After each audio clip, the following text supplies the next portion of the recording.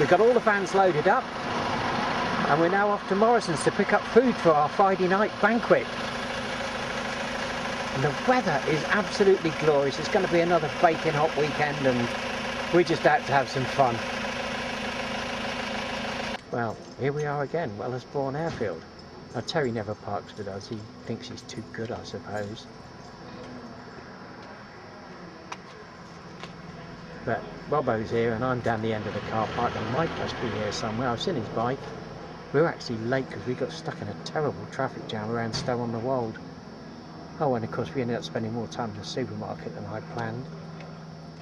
And here he is, Billy No Mates. He's sat there, he's at his breakfast. Hello, Mike. That was absolutely gorgeous. You don't know what you missed, you lot. We do. We're going to have some now. Are you going to have some? Yeah, yeah. I'm going to hover over you and keep me knife and fork. Don't worry. Concessionary. Now we've been coming here now for 5 years and used this as our meeting point. This is Wellersbourne Airfield. And unfortunately, the owners have got planning permission to build hundreds of houses on this site.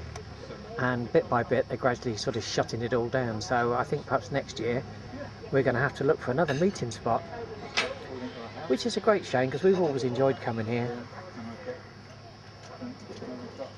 And of course it's an end of an era for all the people that fly these planes. Well, we have finally got here. There's a lot of traffic on the way up, more than usual, but we made it and we found our pitch, and this is round about what we're going to be looking at for the weekend. The rest are up on the campsite sorting themselves out and I'm just sitting here waiting for them. Well, everything is now quite well underway. We're putting our new display up. This is the first time we've done this as VSOC Heritage, and we've got the new marquee with a banner on top and we've got bikes here ready to go up as well. But of course by tomorrow it will all look different because we'll have roped off some frontage and have some signs out, and then it will be complete. Now this is Terry's new cooker. This is the one that we've all been talking about.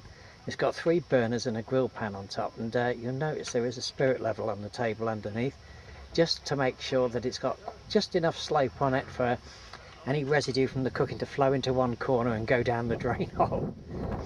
I mean, we really do know how to do things. We've got some of the tables and chairs set up here, some of the food, and I'm going to start cooking very shortly. Now you could be forgiven for thinking that this is the backup kitchen. Is this the staff kitchen or is this for the guests? Well, it's a bit of a mess at the moment because it needs sorting out. It's a bit of a free-for-all, yes. This is the first time it's all been kicked out, can't find anything, it's all there. Well, at least you found your bottle opener. Right, go on then.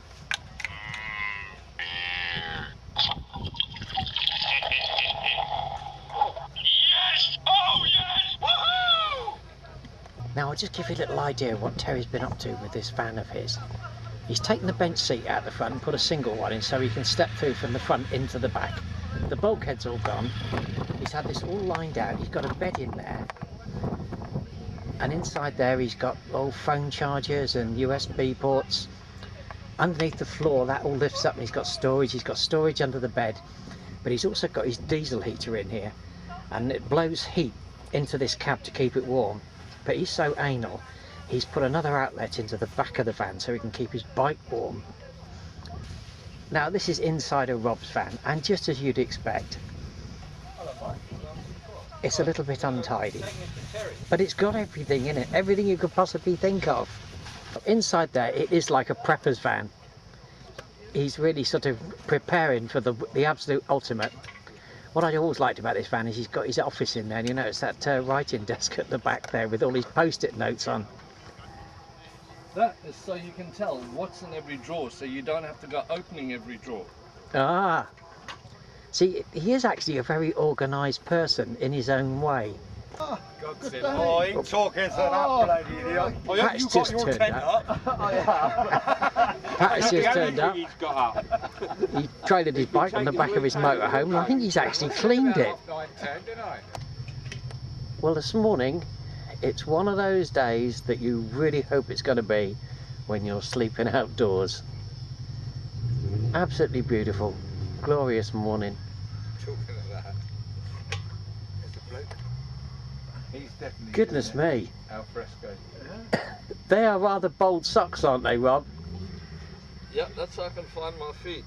Oh, that's it, is it?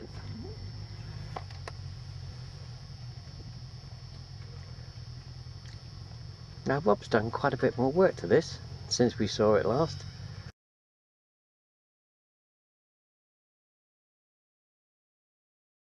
It's got a lot more red on it.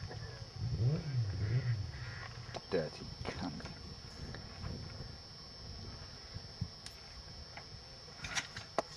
Oh, we really wish we had kickstarts on our bikes, don't we?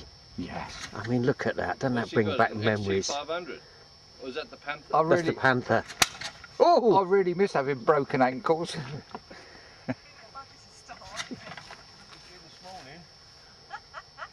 Want a push, mister? It's all. He doesn't want to though. Want a push? You know, you said you got the rest of that bike at home. I should put it together and sell it. It's the fun of owning a British bike. Oh, it is. Oh, yeah, we've all had that fun. It's only a leg. 3 heart attacks later, it's so much easier to go like that and push the button.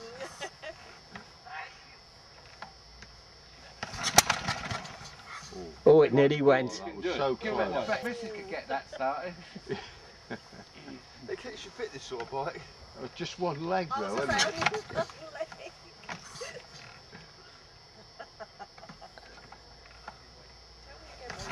Oh. Man, that was close. You can't even blame it on the rain, can you? No. Got water in the Why are electrics. you playing with that? We'll keep your missus entertained. Oh, darling, what's your name? Do you come here often? Often, yeah. That's a good line. I bet you like spend a that lot one. of time here with one of them, don't you? Do you bring your laughing mate around? Yeah. Something to laugh at?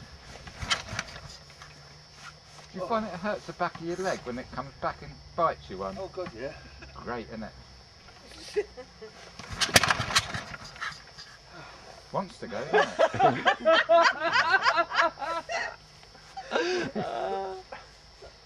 Come on, Steve, do it, do it.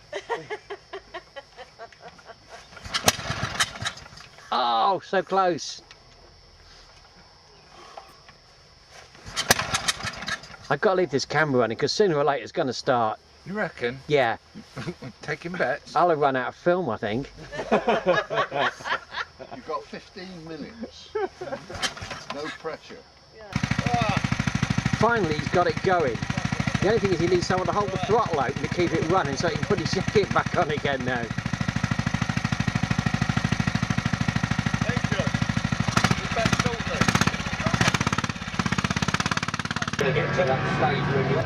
Now, I haven't quite finished doing the display, but we've all stopped for a bacon sandwich and a cup of tea. This is one little treat that Pete always provides for us. Yeah, Pete always brings us hot bacon sandwiches, sausage sandwiches, egg sandwiches. Do you want to say something? Top man. Thank you, Pete. He is a top man. Cheers, Pete. Yeah. Cheers. Now, this box of Budweisers, Rob bought these the first time we came here 5 years ago, and nobody wanted to drink them. And since then, we bought them every year, and still nobody wants to drink them. So we figure after 5 years, it's time to bury them. So Mike is now going to go and dump them in the bin. We found a suitable burial place for this, and there they go. This is proof the Budweisers are dead and buried. And here we have it. This is our new stand.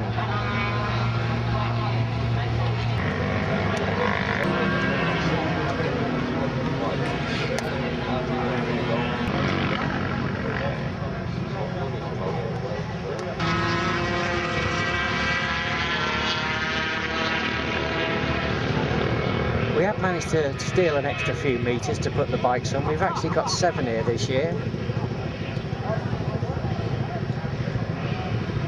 Good selection. Now some of you will remember this one because there's a film on YouTube about it, and this is the one that we bought as a barn find. we didn't really want to do a nuts and bolts restoration on it because it would have cost thousands. It wasn't worth it. So what we decided to do is we just do it up as the kind of way that we would have done when we were teenagers. And we didn't have any money and everything sort of, well, hand painted and all this, that and the other. And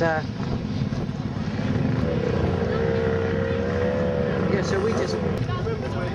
So Rob has now done more work to this since. He's put a bit more red paint on it. And this is how it looks now. Some of you will remember it back at the International Rally. Of course, we couldn't come and not have Pete here. And this year, Mike Turner has actually managed to clean his bike. Mind you, he had to after a certain little incident on Dartmoor with us last weekend and a cow.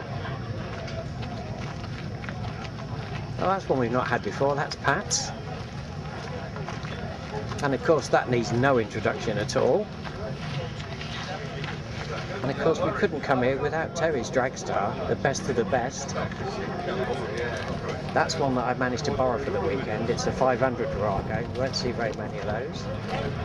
And of course right there is my 1981 model, the first year of production. I don't believe it. It's 10 to 10 in the morning, the sidecar race that's going on, and Terry is nodding off.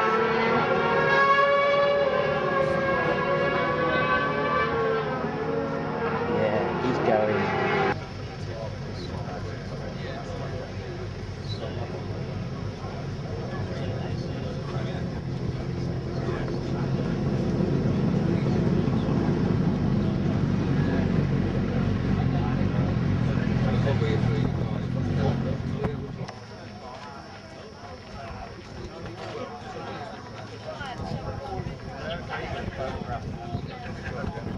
I was walking past here and I thought, I can't help recognising that voice. Oh no! I knew it was her. I knew it was her.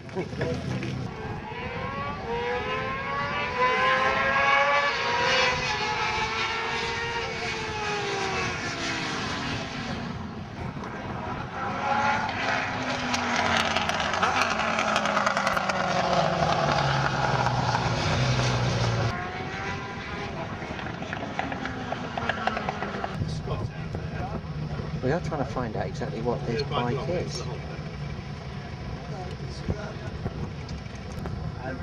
It was made in Montpellier Street in Birmingham, 1937. You lost a smoke without this. Tommy Meaton was the owner of the company then. Should start. Said. It's embarrassing when someone's having a look though, isn't it? Yeah. Yeah.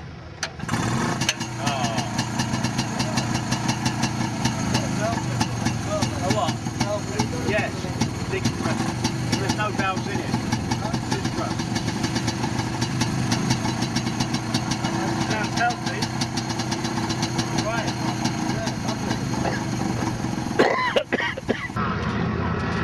I seem to remember this from last year.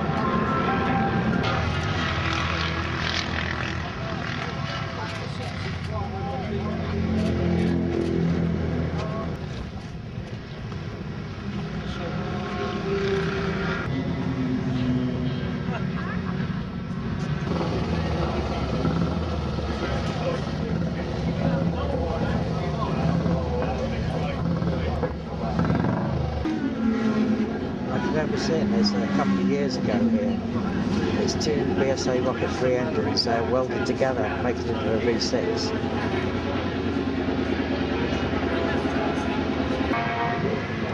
And that one looks to me pretty much like a couple of 750 Bonneville engines, two parallel twins, and they've been welded together. Well, actually, I've just had a closer look at the engine, and they haven't welded the crank together, but there is a chain between the two of them driving them both. So they're both linked by a chain. Now, Bonneville's obviously got a sale going on in the autumn, and they brought a few bikes along just to put them on show. I'm just going to go through them and have a look at them and see what kind of guide prices they've got on them. If anybody fancies a Manx racing bike, that's got a guide price of 30 to 35,000 on it. That Envy Augusta, 50 to 70,000. I've never looked closely at an engine on one of these before. Laverda at 18 to 25,000. And that is Vincent Black Shadow, and they got the guide price on that at 70 to 100 grand. And really, it could do with quite a lot of work doing to it. So, if somebody bought it and did it, goodness knows what kind of asking price would be on that. It makes all the difference when you've got money to pump into something, doesn't it? You can have a workshop like this.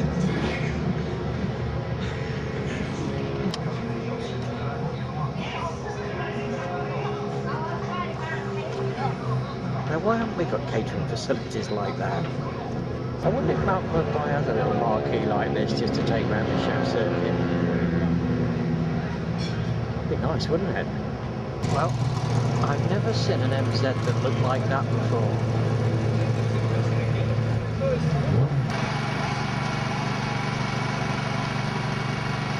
Now this is a very nice collection of bikes.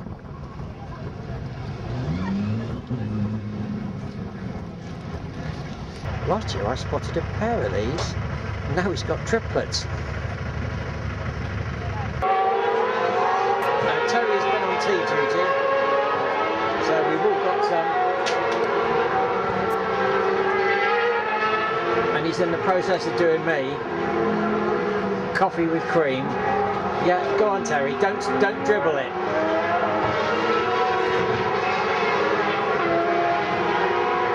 You will be an asset to them in Newark.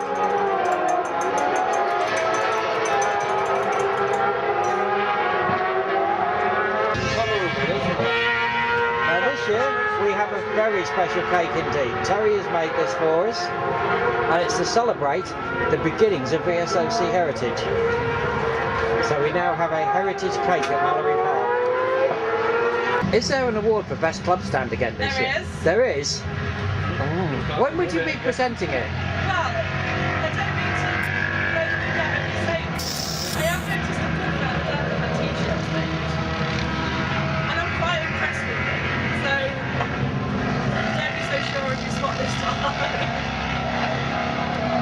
Oh! I'm just being honest. Wow. We've got a brand new marquee as well. It's wonderful. Yeah, black one. No, I was going to suggest that instead of giving it out on the Sunday, you actually give it out at the end of the day on Saturday, then everybody can put it on display and everybody knows who's won it. That's a good idea. Because they would. I mean, obviously if we won it, we would very proudly display it out the front, you see, and everyone would know, and I just think it would be better. And of course I have to include it in the film. Because I go around and film all the other stands and try to guess which one is going to get it. Oh, well, there is one that they've had t-shirts made. And it says... We've had t-shirts made. Where's yours? Yeah, look, we've all got t-shirts. We've got them all made. Right, well, it's 4:30 and the racing stops, so it's all gone rather quiet. Dora's turned up for her evening piece of cake, which we always give to her. Now, there isn't a lot we'll trust Mike to do, but washing up is okay. He can be left alone with that. It may take him an hour or so to wash 6 cups up, but he gets there in the end. It's safe with washing up and a fully inflated balloon. Rob's got a plan for getting a bit more attention for his 535.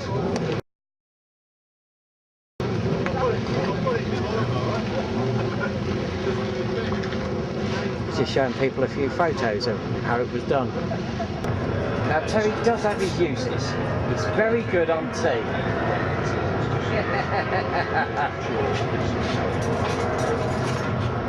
And Pete has brought us breakfast again. And Mike is Hovering to eat the breakfast and drink the tea.